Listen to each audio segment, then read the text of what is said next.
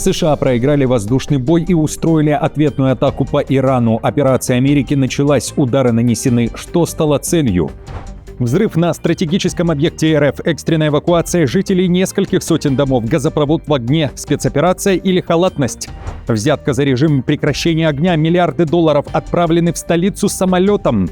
Армия теряет город, тяжелая ситуация для ВСУ, потеря позиций и неутешительный прогноз на лето. Украина объявила эвакуацию.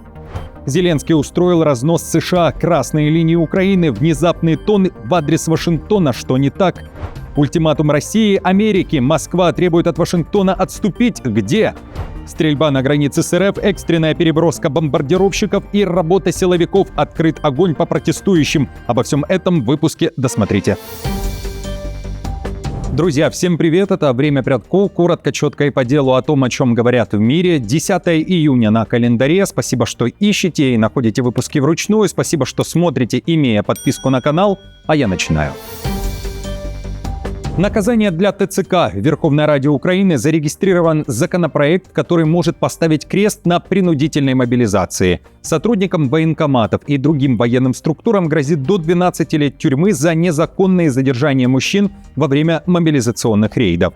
Инициатива принадлежит нардепу Георгию Мазурашу. Он предлагает фактически переписать статью Уголовного кодекса и квалифицировать такие действия, как насильственное исчезновение. Под уголовную ответственность попадают незаконное удержание людей в ТЦК, сборных пунктах или воинских частях без оснований, превышение сроков задержания, а также принудительное изъятие телефонов и блокировка связи.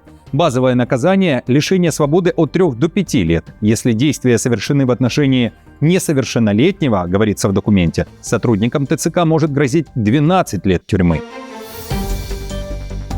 Варшаву раздражают заявления, звучащие из Киева. Премьер Польши Туск прошелся по Банковой на фоне скандала вокруг УПА, фактически возложив ответственность за кризис в отношениях на Зеленского. Польский премьер заявил, что именно решение украинского президента привело к нынешнему конфликту, а потому Украина должна первой искать из него выход. Более того, Туск признался, что его бесят заявления, которые звучат из Киева. По его словам, Варшава никогда не забудет преступления УПА против поляков и не позволит игнорировать польскую историческую память. При этом Туск подчеркнул, что Польша не собирается выбирать Украине ее героев, но требует уважения к собственной чувствительности. Несмотря на резкую критику, польский премьер дал понять, что не намерен допустить разрушения стратегического союза с Киевом. Именно поэтому Варшава продолжит поддержку Киева, хотя и без каких-либо поблажек или ущерба для собственных интересов. Главное заявление Туска прозвучало так: «Россия не должна выиграть эту войну, а Украина не должна ее проиграть. Но Киев обязан учитывать позицию Польши». Послушайте. Люди хотели бы, и я это понимаю, каких-то черно-белых сценариев, и меня самого иногда выводит из себя, когда я слышу неразумные заявления с той стороны границы. Я долго объяснял президенту Зеленскому: помни, у вас своя чувствительность, у нас своя. Заботьтесь о нас так же, как мы заботимся о вас. Эти отношения должны быть равноправными. Мы построили необыкновенные отношения, первые такие в истории польско-украинских отношений. Благодаря героизму украинских солдат, которые тысячами погибали, защищая Украину, а значит и Польшу, и Европу. Стрельба у границ России, колонны военной техники на дорогах и десятки солдат в населенных пунктах. Началась масштабная переброска сил армии. Военные Польши приближаются к границам Калининградской области. Страна устроит огненную бурю. Именно так называются недельные военные учения у границ с РФ. С 13 по 19 июня движение военных резко усилится в приграничных районах Варминско-Мазурского воеводства. Жителей уже предупредили. На улицах и трассах станет заметно больше армии и спецтехники. Более того, военные попросили не публиковать фотографии солдат, техники и маршрутов передвижения подразделений. Маневры пройдут в том числе в Браневском и Барташицком повятах, которые непосредственно граничат с российской территорией. Диверсия, спецоперация или халатность. Серия взрывов на стратегическом объекте России. Экстренная эвакуация жителей практически 300 домов. Сразу 3 взрыва прогремели на магистральном газопроводе города Кизилюрт в Дагестане. Речь о ЧП, которое произошло на газопроводе Моздок-Кази-Магомед. Над районом поднялся огромный огненный столб. Как сообщают местные власти, предварительно обошлось без пострадавших. На место ЧП вызваны все экстренные службы, включая профильных специалистов и представителей Минздрава Дагестана. Подача газа на участке полностью остановлена. По предварительным данным, причиной стал прорыв газопровода. Газ под высоким давлением продолжает вырываться наружу и мгновенно воспламеняется. Дело уже на контроле прокуратуры. Удар в спину Киева. Болгария сворачивает поставки вооружения Украине. Об этом накануне заявил министр обороны Димитр Стоянов. Войну на поле боя не решить. Это тупик и борьба на истощение, считает глава Минобороны. По его словам, сейчас растет только число жертв, а не шанс на победу. Издание «Политика» отмечает, этот шаг нового правительства фактически разворачивает страну от прежней линии ЕС. После выборов, где усилились пророссийские силы во главе с Руменом Радевым, София уходит от военной поддержки Киева. С начала войны Болгария, напомню, отправила Украине 13 пакетов помощи, хотя новое правительство страны заняло более дружественную позицию по отношению к Кремлю, оно воздерживается от открытого конфликта с Брюсселем по вопросу Украины, говорится в материале. Ведь Болгария – самая бедная страна ЕС и сильно зависит от финансирования ЕС. При этом Путина и Зеленского военные Болгарии призвали остановиться. Послушайте. Мы видим позиционную войну, и сколько бы ни накапливалось вооружений, единственное, к чему это приводит, это потеря человеческих жизней. Пора садиться за стол переговоров. Пора искать справедливый мир, который должен быть определен обеими сторонами конфликта. Украине нужно больше людей, а не больше вооружений. У них уже достаточно много вооружений от нашей стороны.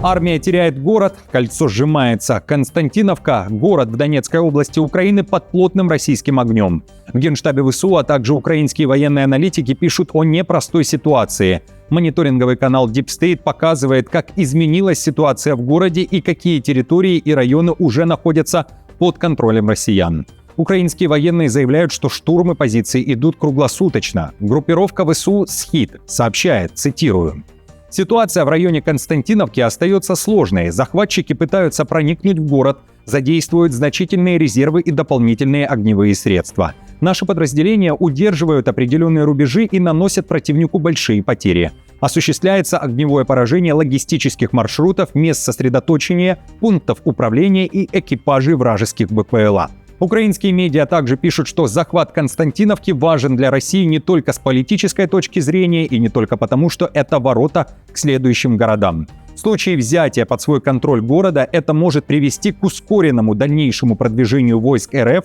и значительно осложнит положение украинских сил на других участках фронта. Украинский военный эксперт Константин Машевец, часто цитируемый в украинских медиа, пишет, что существует высокая вероятность потери Константиновки уже в течение июня-июля. Подобный прогноз озвучила накануне депутат Безуглая, заявив, что населенный пункт может перейти в руки россиянам летом, если ничего не изменится в управлении фронтом. Это была цитата. В целом же Безуглая, которая неоднократно попадала в скандалы из-за своих заявлений и критики главкома Сырского, пишет, что мира в ближайшее время не будет, а себя не надо обманывать следующим. Далее цитата. Политическими фальстартами и борьбой за власть внутри власти. Пропагандой, которая переключает акцент на крайне важные удары дронами в глубине территории противника, но замалчивает продвижение российских войск на фронте. Американскими политическими разборками в преддверии выборов в Конгресс. И вот еще, послушайте. Единственный путь для Украины – постоянная оборона, израилизация, военная экономика, равные права, обязанности и условия службы, установленные сроки службы, постепенное восстановление политической жизни во время войны с пониманием того, что война продлится еще очень долго. Каковы ваши мысли по поводу заявлений Безуглой? Зрители из Украины, напишите, пожалуйста, доверяете ли подобным словам, согласны или нет, и почему. Зеленский устроил разнос США. Озвучены красные линии Киева в переговорном процессе по Украине. Несмотря на слова о важности американской поддержки и необходимости гарантии безопасности со стороны Вашингтона, Зеленский заявил, что не готов мириться с ролью наблюдателя в переговорах о том, какой будет дальнейшая судьба Украины. Киев уверяет, США остаются ключевым союзником, но их влияние не должно превращаться вправо принимать решения за Украину. Он подчеркнул, что любые дипломатические инициативы должны обсуждаться с Киевом. В его выступлении было раздражение самой идеи возможных закулисных договоренностей между Москвой и Вашингтоном. Зеленский заявил, что прежние форматы, где судьбу Украины пытались решать без полного участия Киева, больше не пройдут. Послушайте.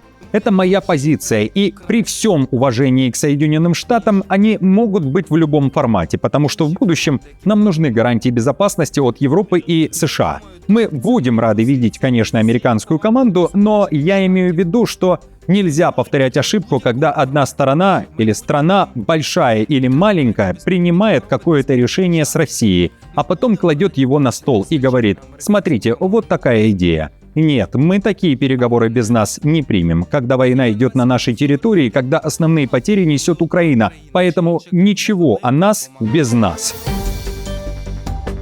Россия подняла авиацию. Срочная переброска истребителей и бомбардировщиков. Москва заявляет о плановом маневре у границ с НАТО. Армия РФ провела масштабное учение по экстренному выводу боевой авиации из-под удара в Калининградской области. Все это происходит на фоне учений НАТО в Балтийском регионе. По данным Балтийского флота, в операции были задействованы многоцелевые истребители Су-30СМ, Су-30СМ-2 и бомбардировщики Су-24М. В заявлении говорится, что во время учений самолеты были оперативно подняты в воздух и переведены на запасные площадки. После перебазирования летчики выполнили задачи по отражению действий условного противника, включая воздушные бои на различных высотах. В маневрах приняли участие более 10 боевых самолетов.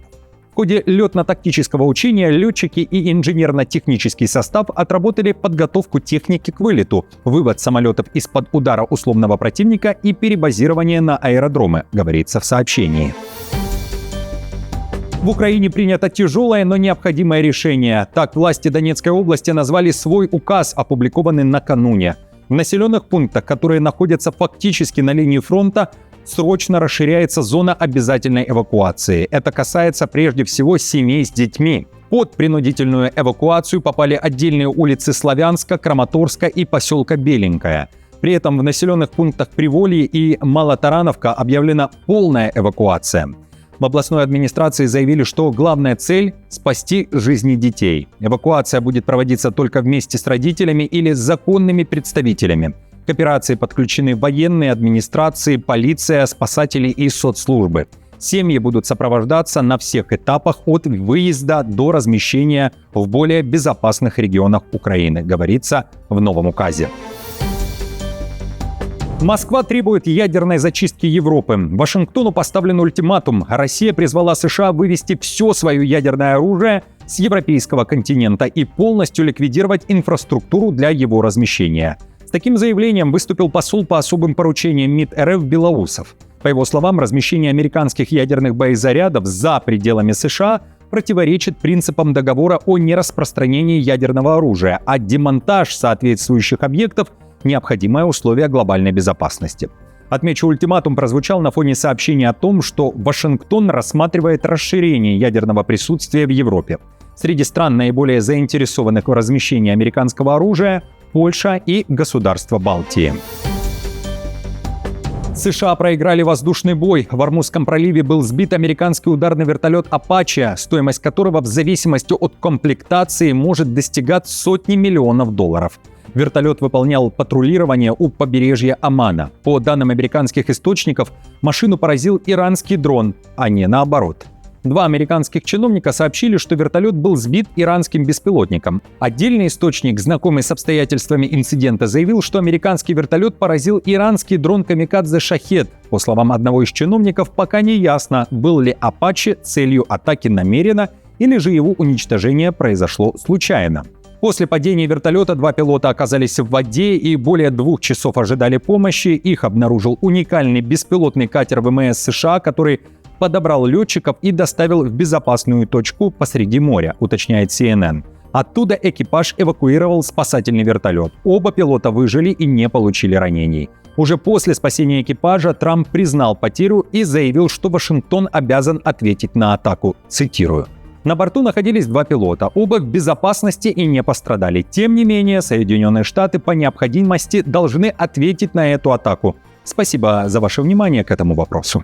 И уже через несколько часов после этого сообщения США открыли огонь по Ирану. Центральное командование Вооруженных сил Америки заявили, выполняют приказ главнокомандующего. В официальном сообщении говорится, что операция представляет собой пропорциональный ответ на неоправданную иранскую агрессию. Перед ударами Трамп созвонился с Нетаньяху, сообщают СМИ. Взрывы при этом гремели в портовом городе Сирик на юге Ирана, на острове Кешм, а также в Бандер-Аббасе. Целями являются системы ПВО и радиолокационные установки. Иран, в свою очередь, уже заявил, что готов бить в ответ. Миллиарды долларов в обмен на режим прекращения огня. Израильское издание Kan News со ссылкой на иранские медиа пишут о мега-грандиозной взятке со стороны США. Вашингтон заплатил Тегерану. В публикации говорится, что силы Ирана согласились прекратить огонь после разморозки иранских активов на сумму $3 миллиарда. По версии источников, Вашингтон не только согласился на передачу средств, но и гарантировал, что Израиль ограничит удары по территории Ливана. Деньги передавали самолетом из Абу-Даби в Тегеран, говорится в публикации. Отмечу, что при этом пока ни одна из сторон официально не подтверждала этих заявлений. Процитирую. Обмен сообщениями между сторонами состоялся накануне при посредничестве катарской делегации. Самолет, перевозивший активы, приземлился утром в аэропорту иранской столицы, несмотря на действующие ограничения на полеты в воздушном пространстве Ирана. Накануне между Ираном и Израилем произошел обмен ударами после израильской атаки в районе Дахия в Бейруте. Позднее обе стороны объявили о прекращении огня. Стрельба на поражение. Центральный город захлебнулся массовыми протестами. В Кении продолжаются многолюдные акции против американского центра Эболы. Полиция снова открыла огонь. Горячо в городе Наньюки. Местные жители выступают против строительства изолятора для американцев, заразившихся Эболой в Конго. По данным Рейтер, один из протестующих погиб после ранения в голову. Участники акции вышли с кенийскими флагами, плакатами и гробом с надписью «Эбола», требуя отменить проект. Напомню, неделю назад при разгоне аналогичных протестов погибли еще 2 человека. Кенийцы боятся, что после открытия карантинного центра в Наньюке вирус распространится по всей стране. А в планах Белого дома развернуть изолятор на 50 коек. Предполагается, что работать там будут медики из США. Вашингтон объясняет выбор Кении близостью к Конго и необходимостью быстро оказывать помощь своим гражданам. При этом случаев Эболы в самой Кении пока не зафиксировано. Друзья, на этом все. Спасибо вам большое за поддержку. Как всегда, напомню, мне будет приятно, если оставите лайк, комментарий, сделаете репост и подпишитесь. До встречи уже завтра.